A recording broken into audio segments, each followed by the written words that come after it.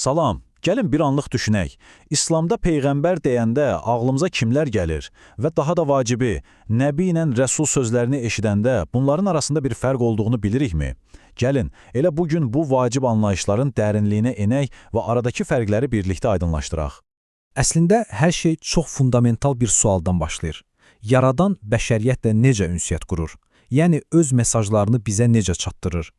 Bu, tarix boyu insanlığın cavabını axtardığı bir sualdır. Və İslam inancında bu sualın cavabı birbaşa Peyğəmbərlik anlayışına, yəni nübüvvətə gəlib çıxır. Bəli, bu ilahi rabitə kanalının xüsusi bir adı var, nübüvvət. Yaxşı, bəs bu sözün özü, nübüvvət, tam olaraq nə deməkdir? Gəlin tərifinə bir baxaq.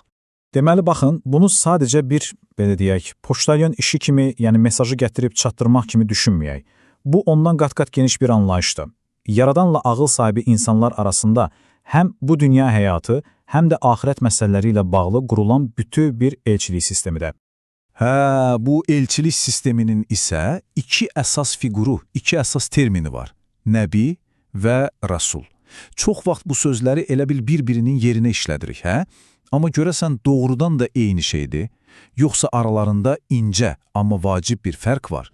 Baxın, əsas incə məqam elə buradadır. Qısacası, Nəbi Allahdan xəbər alan deməkdir. Bu xəbər ona müxtəlif yollarla, mələk vasitəsilə, ilham yoluyla və ya hətta sadiq bir yuxuyla gələ bilər. Amma Rasul, o daha spesifik bir vəzifə daşıyır. Rasula məhz Cəbrail əleyhissalam vasitəsilə yeni, xüsusi bir ilahi kitab endirilir və onun əsas missiyası da həmin kitabı, yəni yeni qanunları insanlara çatdırmaqdır. Yəni fərq yeni bir şəriət, yeni bir kitab gətirməkdədir. Və bu da bizi o məşhur qaydaya gətirib çıxarır.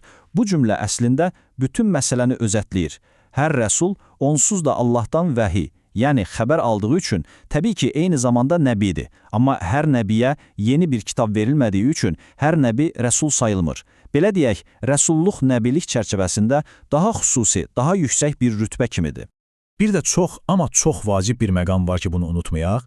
Peyğəmbərlik insanın çox ibadət etməklə, çalışıb çabalamaqla əldə edə biləcəyi bir titul, bir status deyil.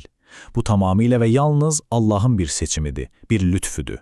O, bu uca məqamı kimə layiq bilirsə, ona da bəxş edir.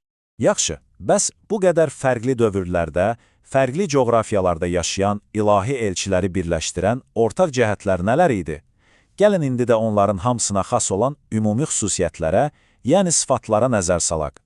Bu xüsusiyyətlər əslində onların mənəvi portretini cızır. Düşünün bir, onlar öz cəmiyyətlərində barmaqla göstərilən ən etibarlı insanlar olublar. Hər zaman doğru danışıblar.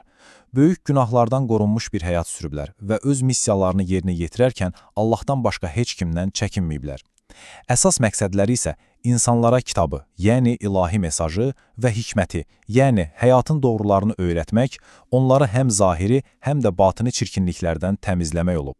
Yaxşı, indi gəlin bu ilahi missiyanın miqyasına baxaq. Tarix boyu nə qədər peyğəmbər göndərilib? Bu silsilə nə vaxt başlayıb və nə vaxt bitib? Bunu eyni elə bir zəncir kimi təsəvvür edə bilərik. Bu zəncirin ilk halqası elə ilk insan olan Həzrəti Adəm əleyhissalamla başlayır. Sonra minlərlə başqa halqayla, yəni Peyğəmbərlə davam edir və nəhayət son halqa olan Həzrəti Məhəmməd sallallahu aleyhi və səlləmlə tamamlanır. Bəs bu zəncirdə neçə halqa var? İndi deyəcəyim rəqəm doğrudan da heyrətamizdir. Rəvayətlərə görə bəşər tarixinə təxminən 124 min nəbi göndərilib. Bu nəhəng rəqəm əslində Allahın öz rəhbərliyini heç bir dövrdə, heç bir xalqdan əsirgəmədiyini göstərir.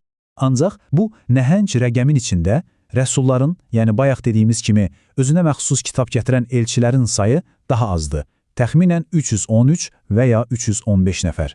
Bu da rəsulluq məqamının nə qədər xüsusi və nadir olduğunu bir daha vurğulayır. Yaxşı, bəs bu rəqəmlər haradan gəlir, yəni bir əsası varmı?